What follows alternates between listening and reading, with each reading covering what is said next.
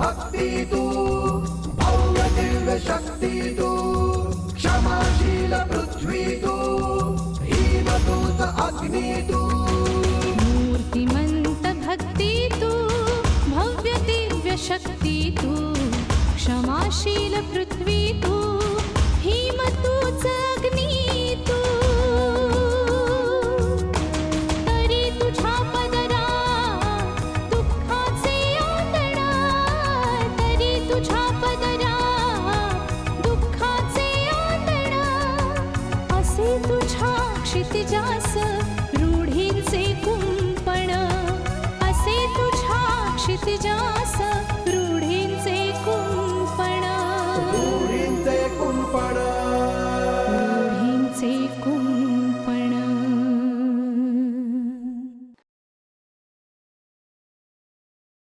माझ्या स्टाफला जर त्रास दिला तर मला पोलिसात जावं लागेल. रय्याचा नवरा कसा माणूस आहे? मवाली, पण माझा विक्रम त्यातला नाही. तुम्ही म्हणता ते सगळे प्रॉब्लेम सुटतील जर मीच या घरातून बाहेर पडलो तर. प्रकाश, तू कसाही विचार कर ग, पण पैसा देणाऱ्याने ना हजारदा विचार करायला लागतो. मग तो आधी करायचा होता ना. हे आता करतोय ना, मग अधिकारी केलास. अंजलीचा विचार डोक्यातून कसा काढून टाकता येईल याचा मी मार्ग शोधत असतो.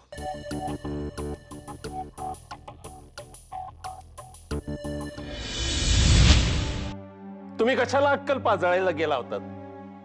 तो ऍडव्होकेट म्हणजे काय तुम्हाला साधा माणूस वाटला? त्याचं टाळकं सटकलं आणि नाही लढत केस बनला तर डोक्याला ताप व्हायचा आमच्या. मी विनंती करायला गेले होते. विक्रमच्या आयुष्याची भीक मागायला गेले होते. बेका कसले मागताय? पायका मोजलाय आपण. वकील काय फुकट केस नाही लढवत आहे. पण मी भेटायला गेले तर काय आकाश कोसळलं का?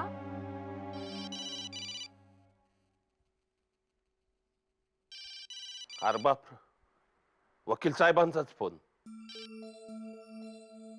हॅलो, नमस्कार साहेब. नाही, जरा चुकच झाली आमच्या मंडळींच्या हातून. हो, मला न विचारताच बाया भेटायला गेली तुम्हाला. नाही, हरकत नाही. हरकत कशी नाही हो? या बायकांना काय अक्कलच नसते बघा. नाही साहेब, उगाच मनात आलं तसं वागणं बरं असतं का? आता मी काय सांगतो ते नीट ऐकाल का तुम्ही? विक्रमची केस परवा म्हणजे गुरुवारी लागली.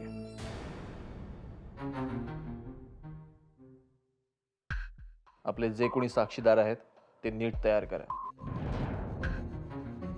तुमच्या हॉटेलवरचे, लॉजवरचे जे कोणी माणसं आहेत, जे कोणी साक्षीदार आहेत, त्यांना निक्षून सांगा साक्ष आपल्या बाजूनेच आली पाहिजे. मी बोर्डसना पाठवलंय, तुम्ही त्यांच्याकडनं पूर्वतयारी करून घ्या. कळलं? ठेवतो फोन. हो.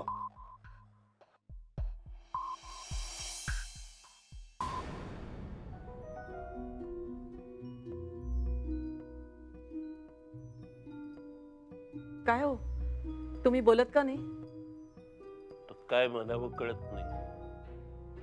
वकील साहेबांनी दिलेली बातमी विचार केला तर चांगली बी आहे आणि वाईट बी. असं कोड्यात काय बोलता? स्पष्ट काय ते बोला ना. 2 दिवसानं म्हणजे गुरुवारी कोर्टात केस उभी राहतोय.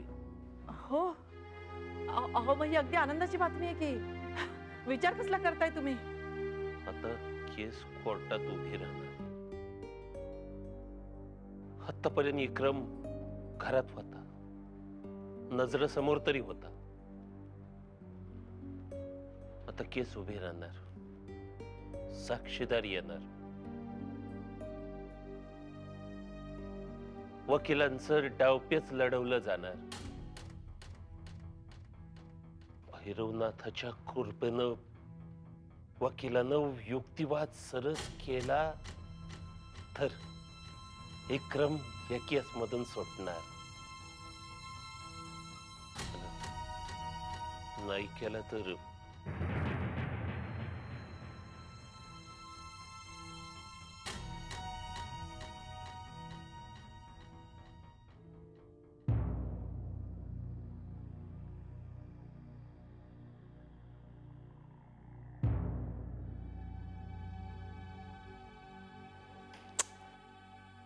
तुमचं ना हे नेहमीच झालेलं आहे. सारखी कटकट करायची, स्वतःबरोबर सगळ्यांचा मूड ऑफ करायचा. एखादी गोष्ट एखाद दिवस चांगली घडली आहे असं कधी होतच नाही. सारखी खुसपटं काढत राहायची. माधुरी, तू एक तर माझ्याशी बोलू नकोस, आणि बोलायचं असेल तर प्रकाशचा विषय काढू नकोस. म्हणजे तुम्ही त्याच्याशी असंच वागत राहणार? मी उगाच त्याला बोलतो असं वाटतंय का तुला? तो लहान नाही आता. आपला मुलगा असला म्हणून काय झालं? त्याला स्वतःचा आत्मसन्मान आहे की नाही? हे तुमचं वागणं मला अजिबात आवडत नाही. हो, कारण तो जे काही करतोय ना त्याच्यामुळे होणाऱ्या परिणामांची आणि संकटाची जाणीव नाहीये तुला. पण त्याला पैसा फायनान्सर देतोय ना. इतकी सगळी सोपी असतात का समीकरण? अगं हल्ली 100 रुपये द्यायचे असते तरी लोक 1000 वेळा विचार करतात. 50 लाख हवे असतील तर 2 कोटीचं तारण ठेवावं लागतं, तेव्हा पैसे मिळतात. आणि त्याशिवाय जर पैसे मिळाले ना तर विचार करावा लागतो त्यामागची कारणं काय आहेत ती. अगं उगाच कोणाचा काळा पैसा वापरणं हा सुद्धा गुन्हा आहे. पण हीच गोष्ट त्याला तुम्ही समजावून सांगू शकला असतात ना. समजून घेतलं असतं त्याने. 1000 वेळा त्याला समजून सांगितलं, पण तो धड उत्तर देईल तेव्हा ना. किती वेळ मी त्याच्या मागे मागे फिरत बसू? मग मिश्रांशी बोला. त्यानेच दिली होती ना ही पार्टी. मिश्रा वेड्यात काढेल मला. मुलाकडे चौकशी करायचं सोडून गावात जर चौकशी करत फिरलो तर लोक तर्क कुतर्क करतील. अगं तू समजून कशी घेत नाहीस माधुरी? प्रकाश एक फार मोठी रिस्क घेतोय. विचार कर. उगाच तू त्याच्यासमोर मला वेड्यात काढतेस, पण मी जग बघितलंय. आणि प्रकाशला मी मागे खेचत नाहीये, उलट त्याला सावध करण्याचा प्रयत्न करतोय. बघ, तू सांगून बघ त्याला. तुझं ऐकेल तू. माधुरी, प्रकाश फार मोठी जोखीम घेतोय आणि त्याला सावध करणं आपल्या दोघांचे कर्तव्य आहे. बघ, विचार कर.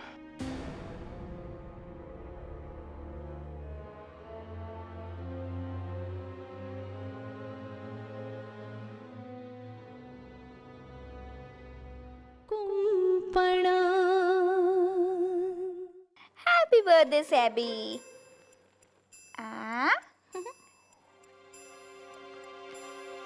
आज ना माझ्या सॅबीचा हॅपी बर्थडे आहे, म्हणून आज आम्ही खूप आनंदात आहोत.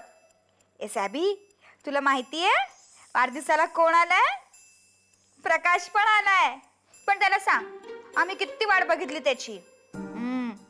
सॅबी पण वाट बघत होता, जॉन, मिकी सगळेच वाट बघत होते, हो की नाही? नाही, मी म्हणजे काय झालं की दिवसभर बाहेर असतोच, साधा फोनही करता येत नाही. आम्ही किती काळजीत असतो माहितीये का तुला? मग उपकारांची काही जाणीव आहे की नाही? काय रे सॅबी, हे वागणं बरोबर आहे का? सांग बघू. नाही, त्याचं काय झालं की मी आज सबंध दिवस खूप बिझी होतो. म्हणजे कॉर्पोरेशनच्या ऑफिसमध्ये गेलो, मालाडच्या नगरसेवकाकडे. प्रत्येकाला पैसे द्यावे लागतात ना. मी पण पैसा लावलाय. उपकारांची जाणीव ठेव जरा, हो की नाही रे सॅबी? सॉरी. शाबास. त्याचं काय आहे ना प्रकाश, रोज सकाळी उठल्या उठल्या मला एक फोन यायला हवा.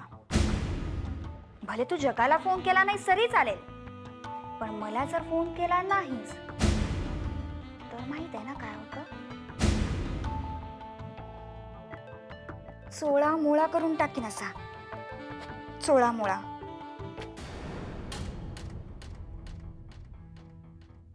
मला डिवचू नकोस आणि पुन्हा पुन्हा आठवण करायला लावू नकोस, कळलं?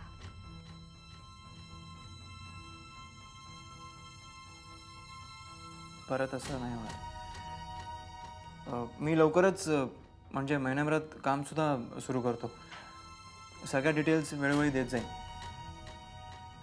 त्या मालाडच्या जागी 6 बिराड आहेत, त्यांना फक्त बाहेर काढायचं आहे. ते एकच काम आहे. मिश्रांच्या तोंडावर पैसे फेक. रातोरात कसे कुत्र्यासारखे त्यांना बाहेर काढतायत ना ते बघ. मी असंच करते. हो ना रे सॅबी, आपल्याला त्रास झाला की आपण असंच करतो ना. तुला माहित आहे ना मामाला त्रास झाला की मामा काय करते?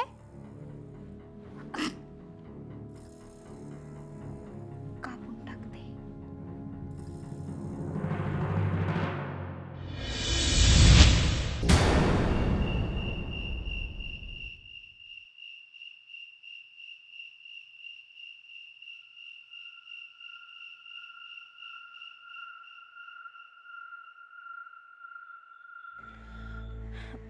देखिए जुम्मन चाचा, ऐसे रोइए नहीं. अहो, तुम्ही असं मनावर दडपण ठेवून घरात बसलात तर तुमच्या मुलीच्या अन्यायाला वाचा कशी फुटेल? तुम्ही असं घाबरून जाऊ नका. तुमच्या मुलीचा नाहक बळी गेलाय. तिच्या आत्म्याला काय वाटत असेल याचा विचार करा.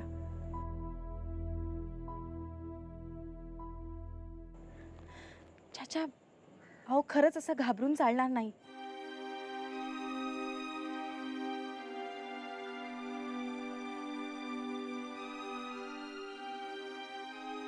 रजियाच्या खुनाला शिक्षा ही व्हायलाच हवी.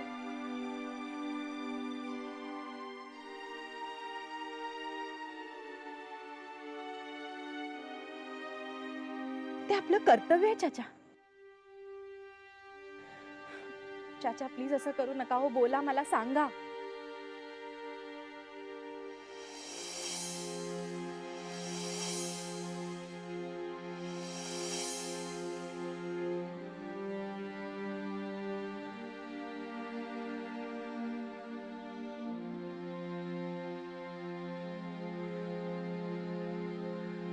चाचा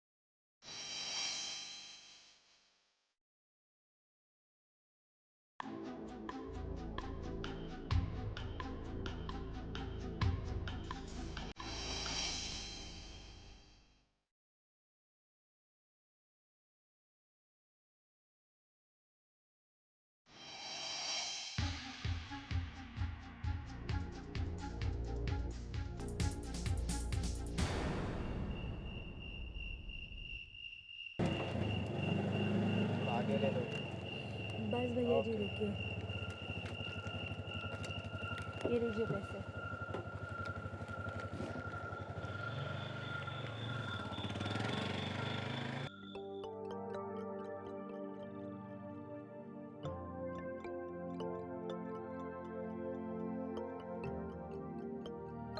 बोडस, काय झालं? कसला विचार करताय? आणि प्लीज, मी कसलाच विचार करत नाही असं उत्तर देऊ नका. काय झालं सांगा. काही नाही. अगं, रजियाच्या वडिलांचा ते काहीच बोलले नाहीत, नुसतेच रडत होते. काय करणार बिचारे. बोडस, रजियाचा नवरा फारूक हा अंडरवर्ल्डचा माणूस होता. शार्प शूटर होता.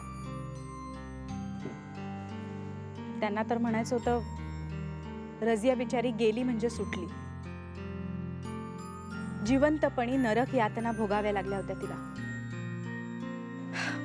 थोडंस मला वाटतं मी रजियाच्या डॉक्टरांना भेटते, त्यांच्याकडनं पत्र घेते. रजियाच्या अंगावर चटक्यांचे डाग होते.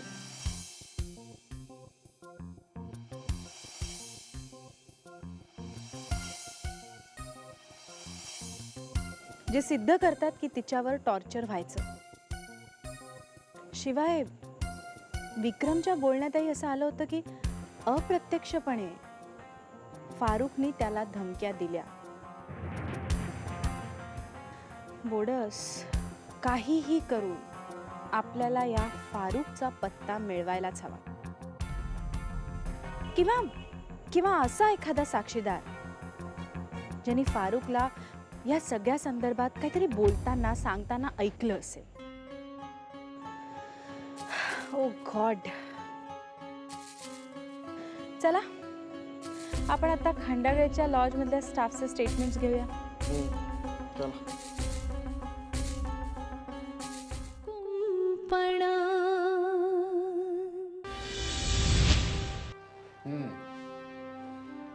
काय काम काढलं मिस्टर विक्रम खंडागळे? काय आमच्यातून काही चूक तर झाली नाही ना? नाही, तुम्ही येणार म्हणजे काहीतरी तक्रार घेऊनच येणार. अरे वा, आज एकदम विचार करून बोलण्याच्या पवित्र्यात आलेला दिसतोयस. चेहऱ्यावर विचारांचं जाळं, मनात चलबिचल. पूर्वीसारखा माज आणि मगरुरी दिसत नाहीये तुझ्याकडे. काय बोलायचंय ते पटकन बोल, माझ्याजवळ वेळ नाहीये, कळलं? आधी मी तुमची क्षमा मागतो. मी फार वाईट वागलो तुमच्याशी, पण माझ्यावर विश्वास ठेवा, यापुढे अशी चूक कधीच होणार नाही. कारण मला कळलंय की मी ज्या मार्गावर जातोय तिथे फक्त बदनामी आहे, घृणा आहे, ईर्ष्या आहे. अरे वा, कोणाकडे काउन्सिलिंग वगैरे केलं की काय? परिस्थितीने समज दिली. सर, लवकरच कोर्टात केस सुरू होणार आहे आणि तुला शिक्षा होणार आहे. कारण हे स्वातंत्र्य आता फार काळ राहणार नाही. तयार राहा. म्हणूनच मी तुम्हाला विनंती करायला आलो. कारण सर, तुम्ही मदत केली तर आणि फक्त तरच मी गुन्हा केलेला नाहीये हे मी सिद्ध करू शकतो. मी काय करणार? बरंच काही करू शकता सर. सर, रजियाचा नवरा फारुख ब्लॅकलिस्टमध्ये, अनेक केसेसमध्ये पोलिसांना तो हवा आहे. सर, फारुख जर आपल्या हाती लागला ना तर मी तुम्हाला विश्वास देतो, मी सिद्ध करू शकतो हा खून मी केलेला नाहीये. मला एक आश्चर्य वाटतं. ही सगळी माणसं तुझ्या वडिलांच्या नेहमी संपर्कात असतात. तुझ्या वडिलांनी जर ठरवलं ना तर असलम, फारुख यांचा शोध ते केव्हाही घेऊ शकतात. काय शिवाय तुला मदत करायला तुझ्या वडिलांचे आणि तुझे वकील आहेतच की, ॲडव्होकेट पुरुषोत्तम केळकर. त्यांना सांगा ना. ते आपल्या परीने प्रयत्न करतीलच, पण मी तुम्हाला विनंती करायला आलो. चल निघ, निघ. काय बेटा, तू किती आव आणलास ना तरी रजियाच्या मर्डर केसमध्ये तू पूर्णपणे गुंतलेला आहेस. आणि तू जे केलंयस ना त्याची शिक्षा तुला मिळणारच आहे. पण साहेब, हा माझ्या आयुष्याचा प्रश्न आहे. अरे वा, आज अक्कल येते तुला? इतके दिवस का अक्कल गहाण टाकली होतीस? मरण समोर दिसेपर्यंत खूप मास करत होतास ना? पोलिसांशी अरेरावीने वागत होतास. पैशाचा माज आलाय का रे तुला? मग फेक ना पैसा, फेक. येईल समोर तुझ्या फारुख उभा राहील सहज. फेक ना पैसा. चल निघ, माझ्याकडे भरपूर काम आहेत. चल निघ.